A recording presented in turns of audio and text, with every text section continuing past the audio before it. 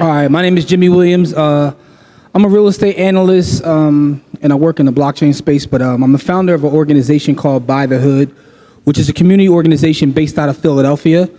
And what we do is we do work in the actual community, teaching people the power of ownership. So we talk about real estate and Bitcoin specifically. We're best known for our camp. We give a free camp every summer to the youth. Information is at buythehoodcamp.com. It's completely free for kids ages 5 and up. And we teach them about the power of ownership. And our other work is dealing with anti-recidivism, doing work in the prison. So that's kind of, a little bit about myself. All right. Hello, my name is Austin Ezra Clark, and I am one of the co-founders of the Howard University Blockchain Lab, which is the first blockchain lab at a HBCU. We started it in the fall of 2017 right here in the engineering building across the yard. I am in the fintech industry right now, and I'm also in the health and wellness space. I have a business called Zion Roar, and for the past 3 years, we've been selling sea moss water throughout the DMV area. It's a pleasure to be here. All right. Thank you for that. All right. And Russell? My name is Russell Shokes III. I am the son of now ancestor Russell Maroon Shokes, a Black Panther and a BLA general.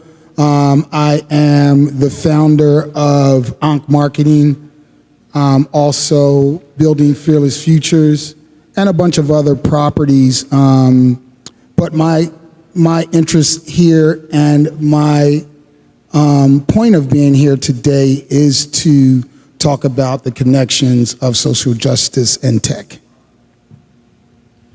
My name is Ronald Moulton, DC native, co-founder of Don't Mute DC, co-founder of the Go-Go Museum, and Check It Enterprises, which is an entity that was formed with me by former gang members in Washington, D.C., who doing some big things in historic Anacostia right now. All right. So, gentlemen, from your vantage point, what is tech doing to actually offer some solutions in the communities in which you serve that you'd like to see harnessed and move forward? And we can just start. We'll go ahead, and whoever wants to take that. Is there any technology? Yeah. Okay. I'll give it a start. So I moved to downtown Silver Spring when I was 12, 2008, from St. Paul, Minnesota. And probably a year after that, that's when I found out about go-go, right? And got into go-go, culture heavy. And I actually started a go-go band when I was 16.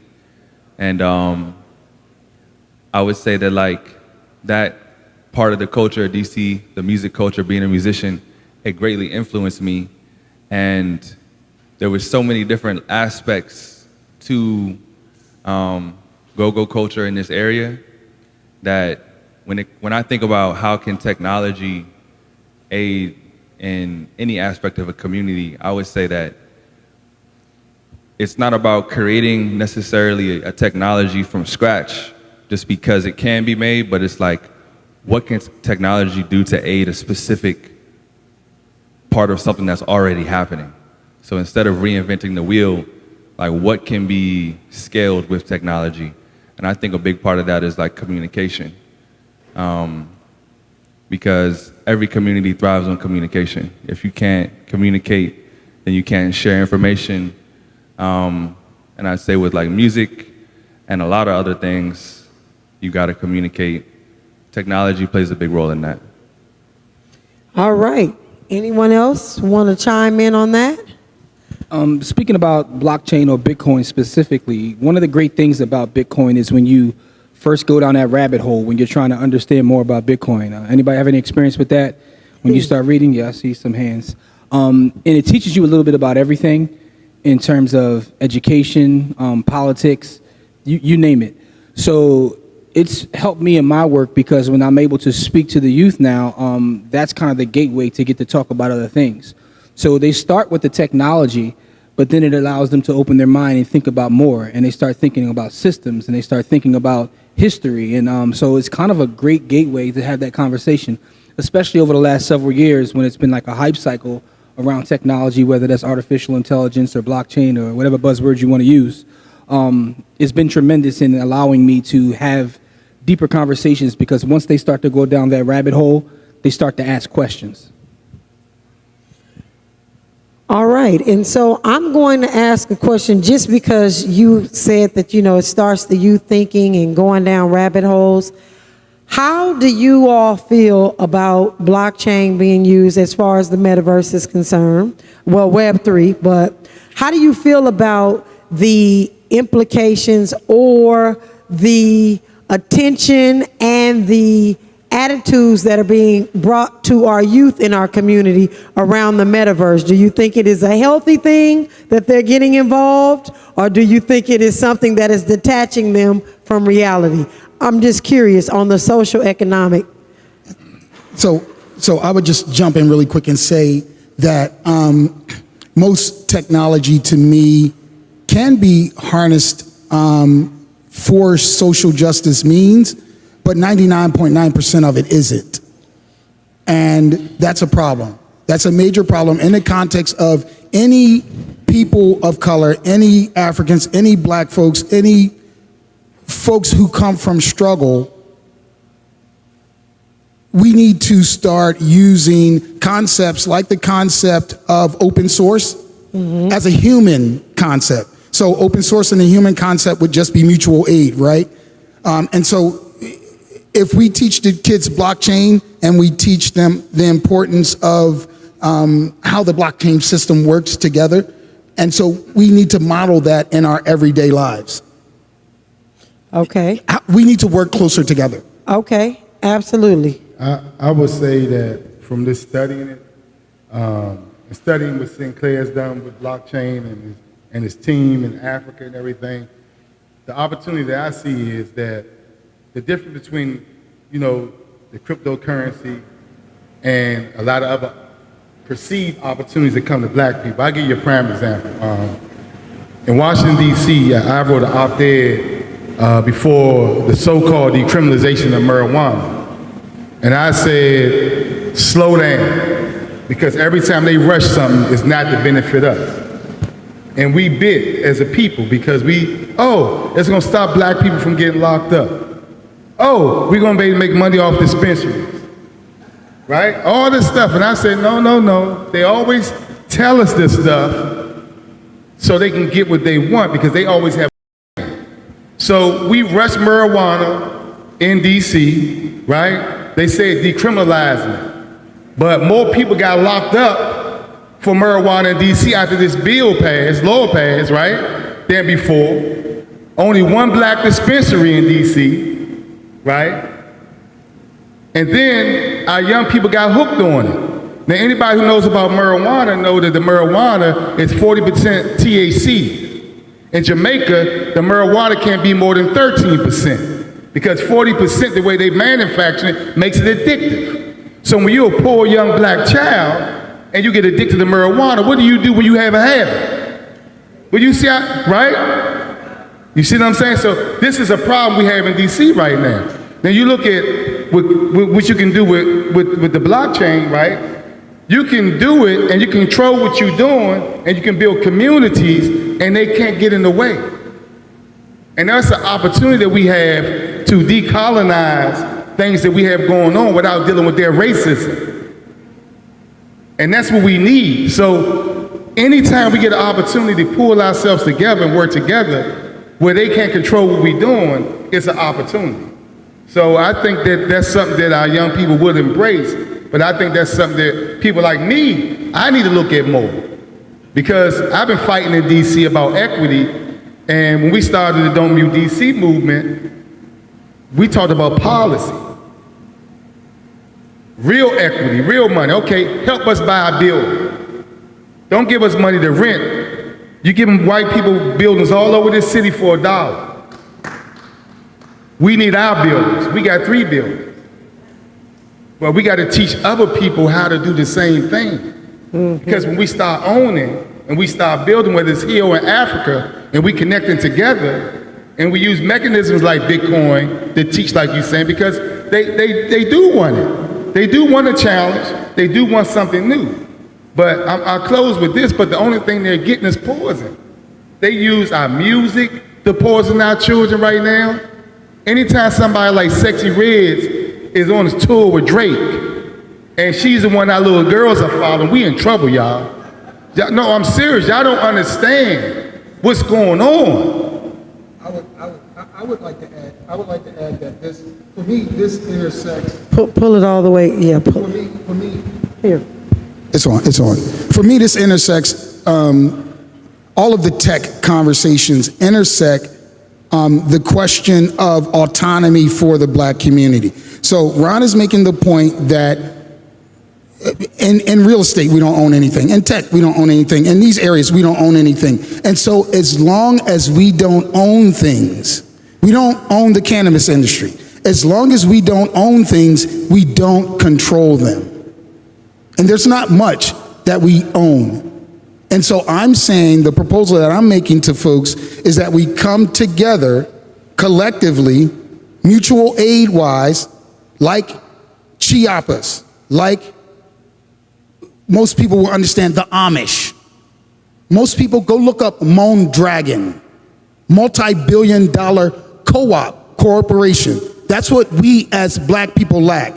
We lack co-op, we lack cooperation together. So someone with a tech company can come and feed it to us and then use us, like you're saying. Someone with cannabis can come and use us, so forth and so on. And so that's where I stand. We need to be able to make decisions for ourselves, and through tech and through cannabis and other ways, a lot of times we don't. Say that I think, Brother Russell, your point earlier about these technologies shaping the way that we think and taking the concepts from them and abstracting them from the technology and just using them in our everyday life. Because like a lot of the things that I was interested with that blockchain could provide in terms of autonomy and freedom in the context of like smaller communities where people actually trust each other, you don't need the internet. You don't need it. And those things are already happening in the black community. So it's like we didn't need necessarily to run to this blockchain to fix our issues. We just needed to talk to each other more and to like really build with people that are not just saying build, colloquially. All right, come on, preach. So that's the point I was going to piggyback. I agree with everything you said, but to me, this goes back. And, shout out to Reggie. I was having a conversation with him in the hallway, and I said, I think that this really goes down to black love. What we have to work on is loving each other. Because when I look at you and I say you my brother, I'm going to treat you a certain way because you're my brother, right? And when we get that black love, we start working on really loving each other, then we can actually come together and organize in a way that we need to be, right? Because what we're all talking about is organizing. But in order to organize, and you mentioned the other word, trust, we have to trust each other, right? So that's where it starts. Right. So when we start talking about the blockchain and all these other technologies, right, this is a gateway to have deeper conversations because in my personal opinion, what it goes back to is real black love. I think that was well said, but I am going to say, because I'm the timekeeper, we have 2 minutes. I want you to go ahead and say your point, but I want you to share, because we're talking about community, what you are doing in your community and what we can take home to do in our communities to really be the change we want to see in this space. So go ahead and finish yours, and then we'll... So quickly, what I'm doing is I'm constantly bringing people together to try to do mutual aid work and maroon work. So maroons are runaway slaves. They're the people who built communities outside of the plantation, free, liberated communities. So I'm doing that. I'm doing that in Vermont. I'm doing that. I'm building basically a underground railroad from here and further down south all the way up to Canada. And we're doing that not for you to be running to Canada or anything like that, but for you to learn the connection spiritually between you and the land and all of the other resources and things you're going to need to survive if they decide to turn off your internet, because you don't own your internet. I'm smiling, y'all, because I got on this, I'm moderating this panel on accident, but I'll tell you, brother man, thank you. I'm going to say thank you. We're going to definitely, what are you doing in your community that we need to be taking to our communities and then getting in contact with you so we can see what we can do? So one of the things I want to skip and say, it's a little bit going away from the subject, but it isn't. is I feel like we have to come together and organize and create platforms for our young people to do positive things, to build positive content, to become entrepreneurs, to learn all the things that will make them great. And the reason why this is so important right now, I just talked about a young lady who could do a lot of great things if she had some guidance, right? But what you got to understand about our young people is, throughout history, young people are always the ones who lead change and are the secret weapon. They were the ones who were not scared of Bull Connor. They were the ones that ended segregation. Most people don't know that because the books don't teach you that. That when King went to prison, nobody would follow because they were worried about losing a car, a house, a job, etc. And the reason why our young people are lost right now and doing all this stuff outside this campus, around this campus, in every city in America, is because they're the same young people that we had in '63. They have no conscience. They have no fear. They didn't fear Bull Connor. That's why they were so dangerous and a secret weapon. We did. So now, you got them out here lost with no culture, no nothing, and they are being taught to go against their own. And they go against people who we wouldn't go against. They don't have a conscience no more. They go to Wisconsin Avenue and rob white people. We didn't. We were scared to do that. So right now, the whole city is scared of them, right? But if we can get them right now and flip that, they will be the solution again. And we don't have a lot of time. And we gotta use social media and technology because that's where all this stuff has been driven to them. And that's where they're doing their stuff at. And that's where they're learning at. So we gotta come together collectively and use this vehicle in a way where it's benefiting us. And the problem is we don't create those platforms. We don't create those spaces. We don't incentivize our young people when they do what's right. So right now, it's cool to be a fool. And that's our fault because we let, 14 years ago in almost all the cities throughout the country, we let them shut down all the places they go to have fun, all the after school programs, everything was taken away from them. So now, when they go to U Street, when they go to H Street, when they come to Howard University, we like, them badass children. No, you took every damn thing away from them. So they can't be children like we had the opportunity to be children. So it's up to us. We can't wait on our enemy to do it. It's up to us to come together and create these platforms for our young children. And we can do it, and they waiting for us. I just had a football team in Southeast where every child was on the honor roll. And when the coach went to the parents and told them they couldn't be on the team unless they was on the honor roll, the parents was mad at him. But he stood his ground, set up a study hall, and then every child was on the honor roll. They won 54 straight games. Just went down to West Virginia, beat the #3 team in the country, 42 to zip. And these children from Southeast. So, and the only reason why they did that because the bar's not set low, it's set high. Yes, yes. Right, and we become a society where we set the bar this low for our children, and we wonder why they never excelling in anything. So this, if you can, we will have 50 children here tomorrow from the community, and we're gonna be working with them and listening to them and coming up with a strategy because I've worked and done nonviolence work in this city and helped turn things around before. And our children are the answer. It's now or never. And if we don't get involved, if we just keep running our mouth talking about what we don't like and don't do nothing, it's our fault because negative things happen when positive people do absolutely nothing but run their damn mouth. All right. So we got to take, we don't even have to go home for that one. Got to show up tomorrow, right? Show up tomorrow. All right. Yes. And I know we're out of time because we only have 15 minutes and I'm acting biased over here because this is my space. But go ahead. I'll go quickly. So this is what I'm doing. When I was here at Howard, I spent 4 years working on building a unicorn company, like working on building apps. I didn't party. I didn't do a lot of like college stuff. I was just coding, trying to build apps. Obviously that didn't happen. When I got to my 4th year, I started thinking, okay, maybe instead of building an app, let me build a platform, right? And then I was thinking, in order to have a platform, you gotta have infrastructure. And like the people that are gonna use the platform, that's a community. So then I started thinking, I'm gonna prioritize just community.